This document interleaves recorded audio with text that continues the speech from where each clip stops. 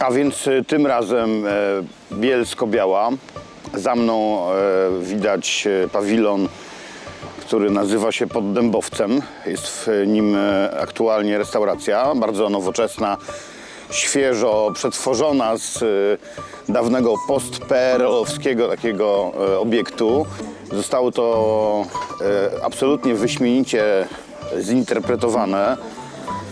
Mamy fajną przestrzeń na zewnątrz, mnóstwo różnych stolików i krzeseł, które kiedy jest ładna pogoda naprawdę robią robotę. No ale mamy też wnętrze, które jest całoroczne i które nie zanegowało przeszłości, tylko postanowiło ją ogarnąć i się z nią zmierzyć. I bajer polega na tym, że to, co za PRL-u wyglądało bez remontu dość przaśnie, no to w tym momencie już przaśnie nie wygląda, tylko wygląda superowsko, świetnie. Jest bardzo dużo zieleni, fajnych roślin w donicach, wspaniałe oświetlenie, super sufit, podłoga taka oryginalna, która w momencie, kiedy obok starych elementów estetycznych pojawia się taka nowoczesność, estetyka, no to robi się to wszystko arcyciekawe. Trochę hipsterskie, trochę sentymentalne, dosyć nowoczesne. No i w sumie dające efekt końcowy taki, że chce się tu być. I zazwyczaj zaczynam właśnie od tego miejsca, ponieważ żeby we właściwy sposób ocenić to miasto, to warto zacząć je od wyjścia na Szyndzielnię, co dzisiaj zrobimy na początku tej historii, tej opowieści razem. Jesteśmy ponad 1000 metrów nad poziomem morza i jest to jedyna tak wysoka miejska góra w Polsce. Bielsko-Biała jest jedynym miastem, które ma różnicę poziomów wysokości przewyższającą 700 metrów. I jest to absolutnie fenomenalne, ponieważ z tego miasta można wyjść w góry z buta. Dosłownie i w przenośni, prosto na szlak. Tu przed nami właśnie jest Bielsko-Biała. Za chwilę pokażę je bardziej dokładnie z kolei gondolowej, natomiast tam dalej w tle rozpościera się panorama całego Górnego Śląska, która fajnie tłumaczy przestrzeń, w której się znajdujemy. To znaczy jesteśmy w mieście w górach, w mieście, które z jednej strony ma w swoich granicach Beskidy, a z drugiej strony w tym mieście macie dostęp do cywilizacji. Kiedy rozmawiamy sobie tutaj w Bielsku na temat strategii tego miasta, a robimy to bardzo intensywnie od jakiegoś czasu, no to knujemy taki plan, żeby stworzyć wraz z rozwojem inwestycji drogowych, bo za chwilkę będzie szła do budowy droga szybkiego ruchu S52. Tym samym powstanie trójkąt, którego wierzchołkami będą Kraków, Katowice i Bielsko-Biała. Jedyne polskie, wielkie, duże miasto, metropolia w górach. To oznacza to, że Bielsko-Biała z Krakowem i całą aglomeracją śląską już za jakieś 6-7 lat utworzą największe w Europie Środkowej miasto o populacji ponad 5,5 miliona ludzi. I to jest absolutnie szalona perspektywa, zwłaszcza w sytuacji, w której Bielsko okazuje się być w tym trójkącie zdecydowanie najlepiej położonym miastem. I teraz zbliżamy się do dawnej górnej stacji kolei gondolowej na Szyndzielnię.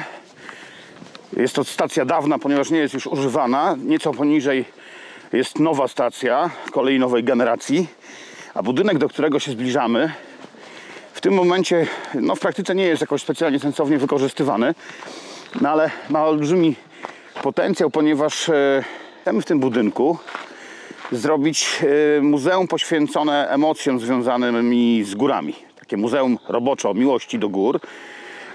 I to muzeum powstanie w miejscu wyjątkowym, ponieważ no, tutaj nade mną się pojawia napis Rock'n'Rolla. To jest nazwa jednego z szlaków tras Enduro Trails, górskich ścieżek rowerowych. Według znawców te trasy w Bielsku należą do najlepszych na świecie.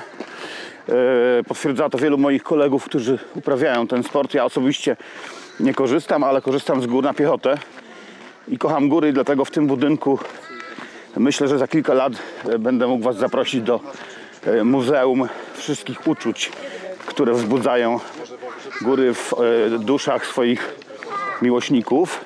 A my się zbliżamy do miejsca szczególnie ważnego, ponieważ tu zaczyna się The Loop, czyli Wielka Pętla Beskidzka. Szlak, który miałem przyjemność osobiście wykombinować, wymyślić. I on zaczyna się i kończy się po przejściu 250 km właśnie dokładnie w tym miejscu. Tutaj mamy jeszcze wieżę widokową. Gorąco polecam wyleźć na górę, ponieważ widok na całą panoramę jest godny uwagi. A ja za chwilę wsiadam do kolejki i pokażę wam, jak wygląda z niej bezpośredni widok na Bielsko, oglądane bardzo z góry.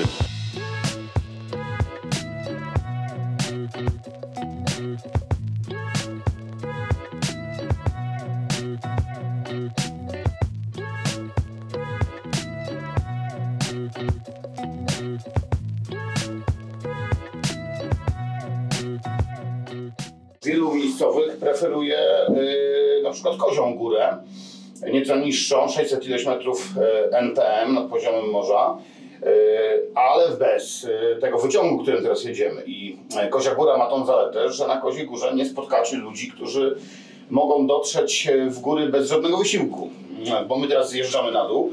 Natomiast mnóstwo ludzi wykorzystuje kolej naszym dzielnie w takim celu, żeby wyjechać z dołu na górę, czyli żeby być na szczycie, ale się nie spocić.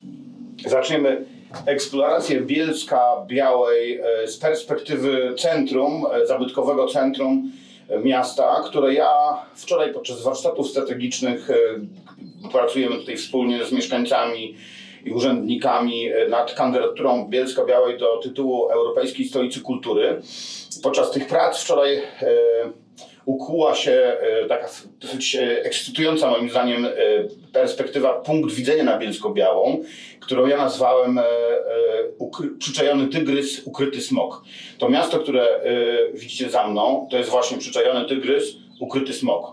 Miasto przedsiębiorców, miasto mnóstwa ludzi sukcesu, miasto, które ma największą smykałkę do biznesu w Polsce, miasto, które ma według Filipa Springera, moim zdaniem najlepszego polskiego pisarza, który koncentruje się na tematyce miejskiej. To miasto według Filipa Springera jest najciekawszym miastem w Polsce i ja się z tym zgadzam. Po ponad 3 latach pracy jako autor strategii komunikacji Bielska, jako współtwórca teraz tej kandydatury do Europejskiej Stolicy Kultury mogę powiedzieć, że to miasto jest fenomenalne. I wgryzanie się w nie, łamanie, ten city break, który wykonamy razem, za chwilę wam udowodnię, że jest godny absolutnie najwyższej uwagi i będę was przekonywał, że mamy do czynienia z czymś w rodzaju takiego złotego trójkąta. Ten Golden Triangle to jest dla city breakerów, dla pochłaniaczy miast, fanów miast. To jest trójka najbardziej niedocenianych marek miejskich w Polsce. Według mnie oprócz Bielska Białej do tego trójkąta należą jeszcze Bydgoszcz i Lublin. A więc zjechaliśmy sobie na dół. Jesteśmy teraz w centrum Bielska Białej.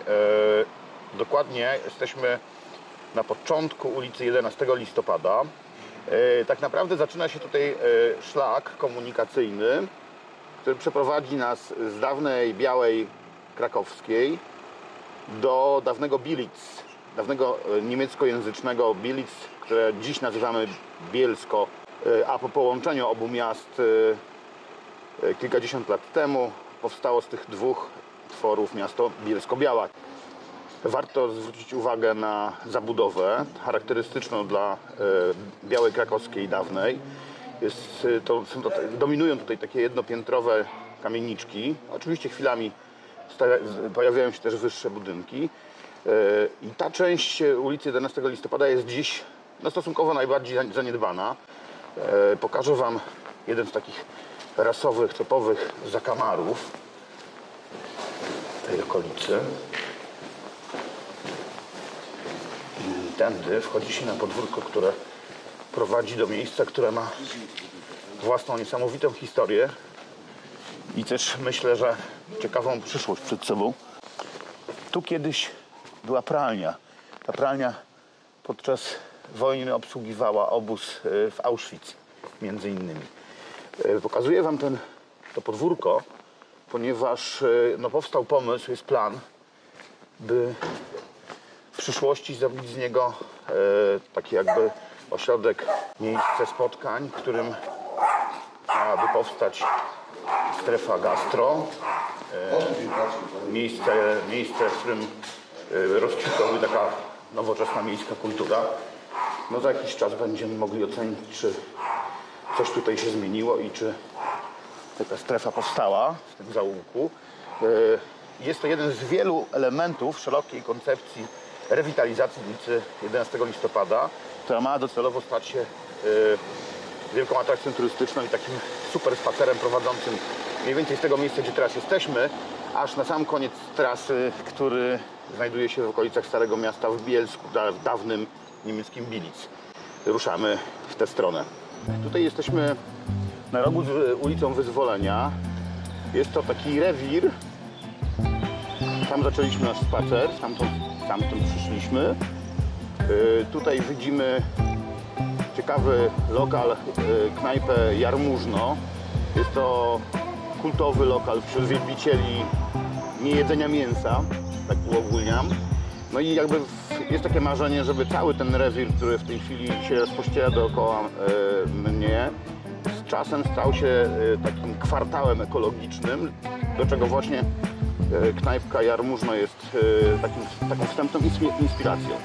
Ten trakt, który tutaj za mną się rozpościera, pierwotnie nazywał się Cesarskim Traktem i był najważniejszą drogą, która prowadziła z Wiednia, cesarskiego Wiednia do Krakowa, dalej do Lwowa. To była pierwsza całoroczna droga bita na terenie dzisiejszej Polski. Istnienie drogi było olbrzymim bodźcem dla rozwoju biznesów wzdłuż tego traktu handlowego i jak będziecie mieli okazję kiedyś wyruszyć w drogę z Bielska przez Kozy, Kęty, Andrychów, Wadowice i Kalwarię Zebrzydowską, to zwróćcie uwagę na to, co się dzieje na poboczach. Kwitną setki, dosłownie tysiące biznesów z takimi kultowymi branżami jak meble i obuwie w Kalwarii Zebrzydowskiej, na przykład przemysł spożywczy w Wadowicach. To wszystko jest wspomnienie po czasach, kiedy cesarz kazał zbudować tę drogę. Ten bruk, który teraz tutaj widzicie, to jest wspomnienie po tamtym przedsięwzięciu, które dzisiaj chcielibyśmy ożywić. Tutaj mamy drugi plac, który zaczyna nam stopniować przyjemność spaceru przez Bielsko-Białą. To jest Plac Wolności. Tutaj zaczyna się wyraźna zmiana, jeżeli chodzi o architekturę. Jak widzicie, kamienice są coraz wyższe, aż po takie wypasy jak to, co jest za mną. I te budynki, które teraz tutaj obserwujemy, to są elementy polsko-niemieckiej de facto rywalizacji, która w Bielsku była wpisana w DNA miasta. Ponieważ, jak zobaczycie za chwilę, po drugiej stronie granicy, a granica przebiegała kiedyś na rzece, opierała się na Rzece Białej. Ta granica wyznaczała miejsce spotkania się dwóch cywilizacji. Cywilizacja mówiąca po niemiecku budowała bardzo efektowną architekturę związaną z tym, że niemieckie Bilic było bardzo bogatym miastem fabrykanów, które w czasach rewolucji przemysłowej było jednym z najnowocześniejszych ośrodków przemysłowych w Europie, o czym mało kto dziś pamięta. Tu jesteśmy w holu. Uważam za jedno z bardziej klimatycznych miejsc, które można odkryć w Bielsku-Białej. Z takimi filarami, fajną, ówczesną windą. Moim zdaniem miejsce, które czeka na jakąś reinterpretację, na jakieś nowe otwarcie. Bo tu w Bielsku właśnie specyficzne jest to, że miejsce, które jeszcze 30 lat temu, ulica 11 listopada, kwitło, tętniło życiem i było gwarne, pełne różnego rodzaju straganów. No to był taki Monciak jak w Sopocie albo jak Krupówki w Zakopanem. Tętniło, tak jak powiedziałem, życie, było mnóstwo przechodniów. Teraz w tej części, zwłaszcza w Białej, jest z tym dużo gorzej. Jakby początkiem problemów tej ulicy było otwarcie centrum handlowego Sfera, które wyssało biznesy z tej części miasta. Sklepy się przeniosły do nowoczesnego centrum handlowego. No i tutaj tak trochę wszystko, może nie wszystko, część punktów dogorywa, część punktów ma taką własną specyficzną inercję charakterystyczną dla Bielska-Białej. Tu jest bardzo dużo pasmanterii, różnych takich sklepów z poprzedniej epoki, które są wspomnieniem dawnej potęgi włókienniczej, bo tutaj kiedyś mieliśmy jedną z 3 największych w Polsce centrów, jedno z centrów przemysłu odzieżowego. Obok Łodzi, Żyrardowa. 100 lat temu to właśnie tutaj w Bielsku trwała potężna produkcja ubrań. W tym przypadku Bielsko się specjalizowało w suknie, czyli w tkaninach z wełny.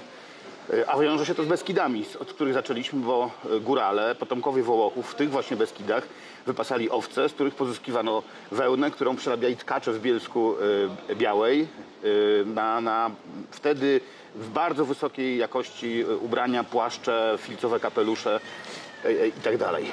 Idziemy dalej.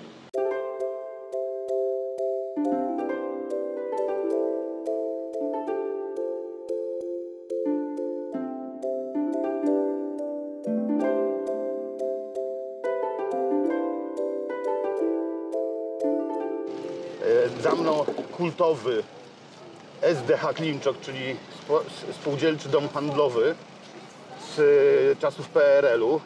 Jest to jedno z charakterystycznych dla Bielska miejsc, ponieważ tutaj panują bardzo silne sentymenty, jeżeli chodzi o czasy sprzed 30, 40, 50 lat. Myślę, że to się wiązało z tym, że Bielsko było jak na polskie warunki zawsze bardzo fajnym miastem z dużą ilością miejsc pracy, przemysłem. Pamiętajmy, że poza filmami rysunkowymi, które są jednym z elementów fenomenu miasta, w Bielsku Białej powstawał oczywiście kultowy Maluch, czyli samochód, który zmotoryzował polskie społeczeństwo. Jak zmotoryzował polskie społeczeństwo, to wiadomo, że zaczął od tego, że zmotoryzował społeczeństwo bielskie. I jesteśmy pod kamienicą pod Żabami. To jest prawdopodobnie najbardziej wypasiona chałupa, jaką postawili Polacy po swojej stronie. Trochę jesteśmy w cieniu, ale myślę, że docenicie tą architekturę. Spójrzcie na ten detal. No dla mnie kompletny odlot. Nawet można zamieszkać tam w tej wieży. Są pokoje do wynajęcia dostępne. Mieszkałem kiedyś, fajny widok z góry. No, kamienica pod Żabami jest takim trochę elementem obowiązkowym, jeżeli chodzi o oglądanie tego miasta. To jest miasto, które ma naprawdę niezwykłą historię. Warto sobie samodzielnie o niej poczytać, ale ja oczywiście ją w skrócie tutaj opowiem. Chodzi o to, że kiedy wybuchła rewolucja przemysłowa, to w Bielsku istniał już bardzo dobrze rozwinięty przemysł tekstylny, jeszcze oparty na pracy ręcznej. Ale setki tkaczy z Dolnego Śląska przybyli tutaj pierwotnie. Tkało tutaj tkaniny, można zobaczyć w domu tkacza, jest taki oddział muzeum, jak to wyglądało w czasach przedprzemysłowych. No i potem jak się pojawiły maszyny parowe, to w Bilic, mówiącym po niemiecku, zamieszkanym przez Niemców i przez Żydów, w dużym stopniu zgermanizowanych już, oraz w Białej Krakowskiej, która była po drugiej stronie granicy, leżała w historycznej Małopolsce. I w tej Białej Krakowskiej oraz okolicach oczywiście mieszkali Polacy, którzy z wszystkich stron oblewali niemiecką wyspę językową, jaką było Bilic. I to jest fenomen, który nie miał precedensu w tym kraju. Tutaj jesteśmy w tym momencie w takim dalszym ciągu, dosyć już teraz krytycznie ważnym tego spaceru, ponieważ dochodzimy po pierwsze do kultowego, ale to już w nowoczesnym tego słowa znaczeniu miejsca. Przed Wami punkt 11. Jakby sam do nas mówi, że to tu. Jest to punkt świadomie rewitalizujący tą przestrzeń. Miejsce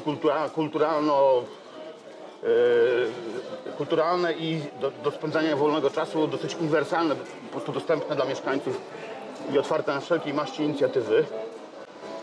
No i teraz zbliżamy się już do wyjścia z tej polskiej części miasta i będziemy się zbliżali do granicy pomiędzy dawnymi dwoma odrębnymi miastami. W niemieckim, w którym stało 140 prawie że fabryk, Pracowali oczywiście Polacy jako robotnicy w zdecydowanej większości. No i generalnie ta współpraca się dobrze układała, chociaż dochodziło do pewnych tarć, o których za chwilę opowiem więcej. Siema Reksio. Reksio patrzy na niemiecką stronę, podziwia ten efektowny bardzo budynek, który zwrócony fasadą w stronę polskiej Białej Krakowskiej jest właśnie jedną z form takich dość demonstracyjnych pokazów architektonicznej mocy. Ten mostek był kiedyś granicą. Tam w tle widać galerię Sfera, która jest naszym źródłem wielu problemów, ale jednocześnie wielkim sojusznikiem. No rzeczka niepozorna, ale wystarczająca do tego, żeby stanowić jednocześnie granicę, jednocześnie być praprzyczyną tego przemysłu, który w tych wielkich budynkach się rozwijał, ponieważ rzeka, która się nazywa Biała, nazywa się od czynności, którą w niej realizowano, czyli pierwotnie bielono tu tkaniny. Jak widzimy, ponad 70 lat temu połączono Białą i Bielsko w jedno miasto. Granica zniknęła. No i możemy teraz wejść do miasta, którego zdarza się, że nawet mieszkańcy Bielska nie rozumieją do końca.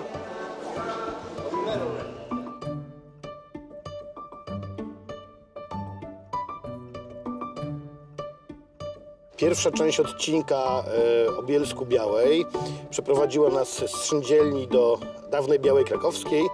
Koniecznie zobaczcie odcinek drugi, w którym przeprawimy się przez rzekę i przekroczymy dawną granicę między Polakami i Niemcami. Wkroczymy do tajemniczego miasta Delitzsch. I pamiętajcie, w każdy piątek nowy odcinek naszego vloga City Break for Advanced.